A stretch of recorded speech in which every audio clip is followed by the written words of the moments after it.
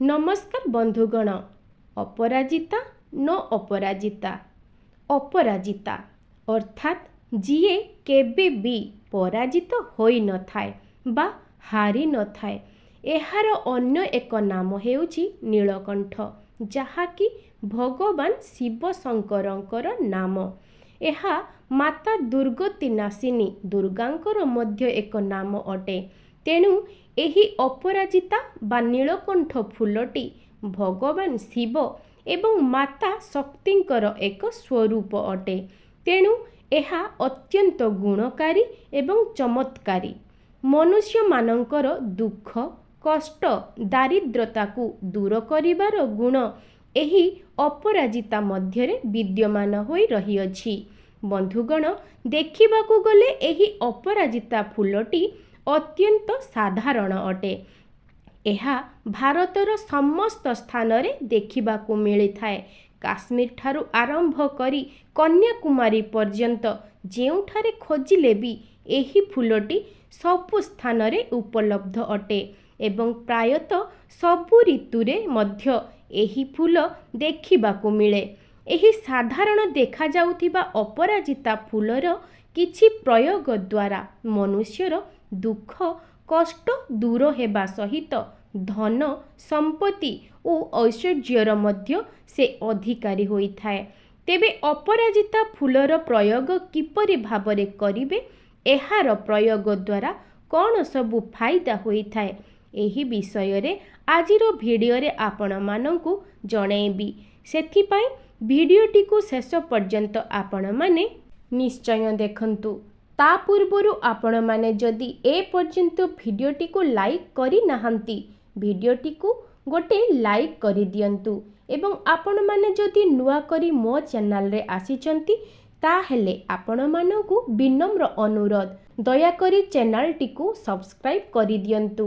पाखरे थिबा bell icon T को क्लिक करिबा सह कमेंट रे जय मां लक्ष्मी निहाती लेखि दियंतु।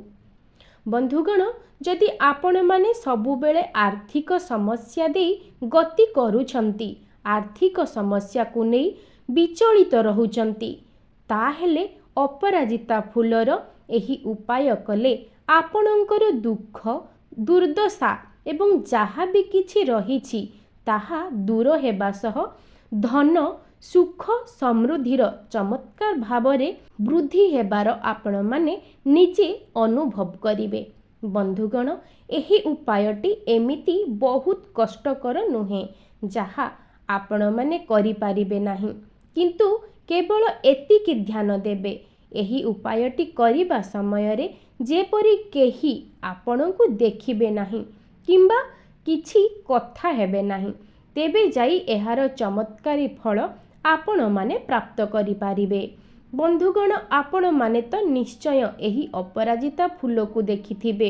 आपणको घर आखपाखरे मध्य एहा थिबो। एही अपराजिता फूल को संस्कृत रे विष्णुकांता एवं विष्णुप्रिया मध्य कहिथांती। एही अपराजिता केवल महादेवंकर पार्वतींकर गणेश कार्तिकंकर प्रिय नुहे, एहा हनुमान शनिदेव एवं लक्ष्मी नारायणंकर मध्य अत्यंत प्रिय फूल अटे। तेणु घरर सुख शांति समृद्धि पाई घरर आर्थिक समस्या को दूर करिबा पाई एही उपायटी निश्चय थरे करिकी देखंतु। आपण माने निजे ही अनुभव करिवे आपणक जीवन रे कौन सबु परिवर्तन हेबाकू लागिछि। तेबे बंधुगण, आसंतु जानिबा सेही उपाय विषय रे जहाकू करिबा द्वारा आपणक जीवनरू समस्त समस्या दूर कराइबो एवं धनर आगमन कराइबो। एक रे आपणक घर उपरे जदि कौनसी नकारात्मक शक्तिर प्रभाव रहुछि बा केही भी तंत्र मंत्र करिछि ताहा दूर करिबा पाई एवं धनर आगमन करिबा पाई आपण कौन करिवे। बंधुगण, शनिवार दिन रात्रि समय रे अपराजिता फूलर मालटीए तैयारी करी आपणक घरर मुख्य द्वार रे टांगी दियंतु। एहा द्वारा भूत प्रेतर बाधा दूर होइथाए एवं ଘରର ସମସ୍ତ ପ୍ରକାରର ନକାରାତ୍ମକ ଶକ୍ତି ଦୂର ହୋଇଯାଇଥାଏ। ଘରକୁ ସକାରାତ୍ମକ ଉର୍ଜାର ଆଗମନ ହୋଇଥାଏ। ଏହି ମାଳଟିକୁ ଯଦି ଆପଣମାନେ ହନୁମାନଙ୍କୁ ଅର୍ପଣ କରି ତାହାକୁ ଆଣି ଘରର ମୁଖ୍ୟ ଦ୍ୱାରରେ ଟାଙ୍ଗି ଦିଅନ୍ତି, ତାହେଲେ ଘରର ନଜର ଦୋଷ ଦୂର ହେବା ସହ ତନ୍ତ୍ର ମନ୍ତ୍ରର ପ୍ରଭାବକୁ ଏହା ନଷ୍ଟ କରିଦେଇଥାଏ ଏବଂ ତା ସହ ଧନର ମଧ୍ୟ ସମସ୍ତ ସମସ୍ୟାକୁ ଦୂର କରିଦେଇଥାଏ। ଏହା ହେଉଛି ପ୍ରଥମ ଉପାୟ। ଦ୍ୱିତୀୟ ଉପାୟ, କରଜ ମୁକ୍ତି ଓ ଧନ ପ୍ରାପ୍ତିର ଉପାୟ। ମଙ୍ଗଳବାର ବା ଶନିବାର ଦିନ ରାତ୍ରି ସମୟରେ 5ଟି ଅପରାଜିତା ଫୁଲକୁ ତୋଳି କୌଣସି ବି ନଦୀ କିମ୍ବା ଜଳ ସ୍ରୋତରେ ଭସାଇ ଦିଅନ୍ତୁ। ଆଜ୍ଞା ଧ୍ୟାନ ଦେବେ, ଏହି କାର୍ଯ୍ୟ କରିବା ସମୟରେ କାହାକୁ କିଛି ବି କହିବେ ନାହିଁ କି କେହି ବି ଆପଣଙ୍କୁ ଦେଖିବେ ନାହିଁ କିମ୍ବା କିଛି ବି କଥା ଆପଣ ହେବେ ନାହିଁ। ଏହି ନିୟମ ହେଉଛି 5ଟି ଅପରାଜିତା ଫୁଲ ଶନିବାର କିମ୍ବା ମଙ୍ଗଳବାର ଦିନ ପାଣିରେ ଭସେଇବେ ଏବଂ ନିଜର କେହି ବି ଇଷ୍ଟ ଦେବାଦେବୀ ଅଛନ୍ତି ବା ମା ମହାଲକ୍ଷ୍ମୀଙ୍କୁ ସ୍ମରଣ କରି ନିଜର ଇଚ୍ଛା ନିଜର ସମସ୍ୟାକୁ ମାଙ୍କ ପାଖରେ ଜଣେଇବେ, ଯାହାଦ୍ୱାରା କି ଆପଣଙ୍କର ସମସ୍ତ ପ୍ରକାରର ସମସ୍ୟା, ସେ ଧନଗତ ସମସ୍ୟା ହେଉ ବା ଅନ୍ୟ କୌଣସି ପ୍ରକାରର ସମସ୍ୟା, ସବୁ କିଛି ଦୂର ହୋଇଯିବ ଏବଂ କରଜରୁ ଆପଣଙ୍କୁ ମୁକ୍ତି ମିଳିବ। ଏହି ଉପାୟଟିକୁ 7ଟି ସପ୍ତାହ ପର୍ଯ୍ୟନ୍ତ ଲଗାତାର କରନ୍ତୁ। ଦେଖିବେ ଏହାର ଲାଭ ଆପଣଙ୍କୁ ନିଶ୍ଚୟ ମିଳିବ। ଆଜ୍ଞା 7ଟି ସପ୍ତାହ ପର୍ଯ୍ୟନ୍ତ କଣ୍ଟିନ୍ୟୁ କରିବେ, ମଝିରେ ଛାଡ଼ିବେ ନାହିଁ। ଏହାଦ୍ୱାରା କେବଳ ଯେ ଆପଣଙ୍କର ଆର୍ଥିକ ସମସ୍ୟା ଦୂର ହୋଇଥାଏ ତାହା ନୁହେଁ ଆଜ୍ଞା, ଧନ ଆଗମନର ବିଭିନ୍ନ ମାର୍ଗ ମଧ୍ୟ ଖୋଲି ଯାଇଥାଏ। 3ରେ ଇଚ୍ଛା ମୁତାବକ ଚାକିରି ପାଇବା ପାଇଁ। ବନ୍ଧୁଗଣ, ଆପଣ ଚାକିରିଟିଏ ପାଇବା ପାଇଁ ଯଦି ଅକ୍ଳାନ୍ତ ପରିଶ୍ରମ କରୁଛନ୍ତି, ତଥାପି କୌଣସି ବି କାରଣରୁ ଯଦି ଚାକିରିଟିଏ ହୋଇପାରୁନାହିଁ ବା ହଉ ହଉ ଅଳ୍ପକେ ଆପଣଙ୍କର ହୋଇପାରୁନାହିଁ, ତାହେଲେ ଆପଣମାନେ ପ୍ରତ୍ୟେକ ଦିନ ମା ଦୁର୍ଗାଙ୍କ ପାଖରେ ବା ମା ପାର୍ବତୀଙ୍କ ପାଖରେ 5ଟି କିମ୍ବା 7ଟି ଅପରାଜିତା ଫୁଲ ଅର୍ପଣ କରିବେ। ସବୁବେଳେ ବେଜୋଡ଼ ସଂଖ୍ୟକ କରିବେ। ଆପଣ ଚାହିଁଲେ 3ଟି, 5ଟି, 7ଟି ବା 9ଟି ଏମିତି କରିପାରିବେ। ଦେଖିବେ ଆପଣଙ୍କର ଯାହା ବି ମନବାଞ୍ଛା ରହିଛି ତାହା ନିଶ୍ଚୟ ପୂରଣ ହେବ, କିନ୍ତୁ ଏହା ଆପଣଙ୍କୁ ନିୟମିତ ଭାବରେ କରିବାର ଅଛି। ଯେତେ ପର୍ଯ୍ୟନ୍ତ ଆପଣଙ୍କର ମନସ୍କାମନା ପୂର୍ଣ୍ଣ ନ ହେଉଛି, ସେତେ ପର୍ଯ୍ୟନ୍ତ ଆପଣମାନେ କରିବେ। ଯଦି ଆପଣମାନେ ପ୍ରତିଦିନ ଏହା କରିପାରୁନାହାନ୍ତି, ତାହେଲେ 21ଟି ମଙ୍ଗଳବାର ନିଶ୍ଚୟ କରନ୍ତୁ ଏବଂ ନବରାତ୍ରି ସମୟରେ 9 ଦିନ ଯାକ ମା ଦୁର୍ଗାଙ୍କୁ ଅପରାଜିତା ଫୁଲ ଅର୍ପଣ କରିବେ।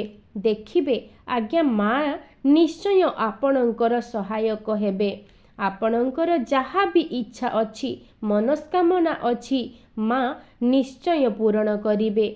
ତାହା ଆପଣଙ୍କୁ ନିଶ୍ଚୟ ପ୍ରାପ୍ତ ହେବ।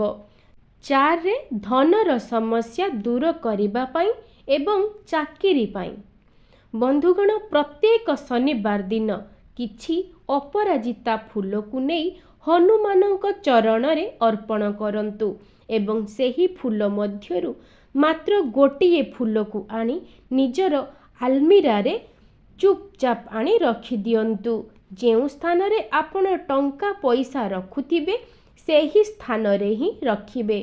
ଆପଣଙ୍କର ଧନଗତ ସମସ୍ୟା ନିଶ୍ଚୟ ଭାବରେ ଦୂର ହେଇଯିବ ଏବଂ ସେହି ଫୁଲଟିକୁ ଆପଣମାନେ ନିଜର ପର୍ସରେ ବା ଭ୍ୟାନିଟି ବ୍ୟାଗରେ ମଧ୍ୟ ଆପଣ ରଖିପାରିବେ, ଯାହାଦ୍ୱାରା ଧନର ସମସ୍ୟା ଦୂର ହୋଇଯାଇଥାଏ ଏବଂ ଚାକିରି କ୍ଷେତ୍ରରେ ମଧ୍ୟ ସଫଳ ମିଳିଥାଏ। 5ମରେ ଧନ ପ୍ରାପ୍ତି ଏବଂ ବ୍ୟବସାୟରେ ଉନ୍ନତି ପାଇଁ। ବନ୍ଧୁଗଣ, ପ୍ରତ୍ୟେକ ସୋମବାର ଦିନ ଶିବଲିଙ୍ଗରେ ଅପରାଜିତା ଫୁଲ ଚଢ଼ିବା ଦ୍ୱାରା ଧନ ପ୍ରାପ୍ତିର ଯୋଗ ଖୋଲି ଯାଇଥାଏ। ବ୍ୟବସାୟ ବାଣିଜ୍ୟରେ ଉନ୍ନତି ପାଇଁ ଅପରାଜିତା ଗଛର ମୂଳରେ ଧୂପ ଦୀପ ଏବଂ କ୍ଷୀରକୁ ଦେଇ ପୂଜାଟିଏ କରନ୍ତୁ। ତାପରେ ଅପରାଜିତା ଗଛର ଚେରକୁ ଆଣନ୍ତୁ ଏବଂ ଗୋଟିଏ ନୀଳ ରଙ୍ଗର କପଡ଼ାରେ ଚେରଟିକୁ ବାନ୍ଧି ନିଜର ଦୋକାନ ବା ଆପଣ ଯେଉଁଠି ଆପଣଙ୍କର ବ୍ୟବସାୟ ବାଣିଜ୍ୟ କରୁଥିବେ ସେହି ସ୍ଥାନରେ ମୁଖ୍ୟ ଦ୍ୱାରରେ ଟାଙ୍ଗି ଦିଅନ୍ତୁ। ବନ୍ଧୁଗଣ, ଏହା କରିବା ଦ୍ୱାରା ବ୍ୟବସାୟ ବାଣିଜ୍ୟରେ ନିଶ୍ଚୟ ଉନ୍ନତି ହେବ। ଶ୍ୱେତ ଅପରାଜିତା ବା ଧଳା ଅପରାଜିତା ମାତା ଲକ୍ଷ୍ମୀ ଏବଂ ଶ୍ରୀହରି ବିଷ୍ଣୁଙ୍କର ମଧ୍ୟ ଅତ୍ୟନ୍ତ ପ୍ରିୟ ଫୁଲ ଅଟେ। ଏହି ଧଳା ଅପରାଜିତା ଫୁଲକୁ ପ୍ରତ୍ୟେକ ଦିନ ବା ଗୁରୁବାର ଦିନ ଆପଣମାନେ ମାତା ଲକ୍ଷ୍ମୀ ଏବଂ ନାରାୟଣଙ୍କୁ ଅର୍ପଣ କରନ୍ତୁ। ଦେଖିବେ ମା ଲକ୍ଷ୍ମୀ ଏବଂ ନାରାୟଣଙ୍କର ବିଶେଷ କୃପା ଆପଣମାନେ ପ୍ରାପ୍ତ କରିବେ। ବନ୍ଧୁଗଣ, ଆପଣଙ୍କ ଘର ପାଖରେ ଯଦି ଅପରାଜିତା ଫୁଲ ଅଛି ତାହେଲେ ଆପଣମାନେ ଥରୁଟିଏ ଏହି ଯେଉଁ ଉପାୟକୁ କହିଲି ଆପଣମାନଙ୍କୁ ସେ ଉପାୟ ଥରୁଟିଏ କରିକି ଦେଖନ୍ତୁ। ଆପଣମାନେ ନିଜେ ହିଁ ଅନୁଭବ କରିବେ ଏହାର ଲାଭକୁ। ଆଶା କରୁଛି ବନ୍ଧୁମାନେ ଭିଡ଼ିଓଟି ଆପଣମାନଙ୍କୁ ଭଲ ଲାଗିଥିବ। ରହୁଛି, ନମସ୍କାର।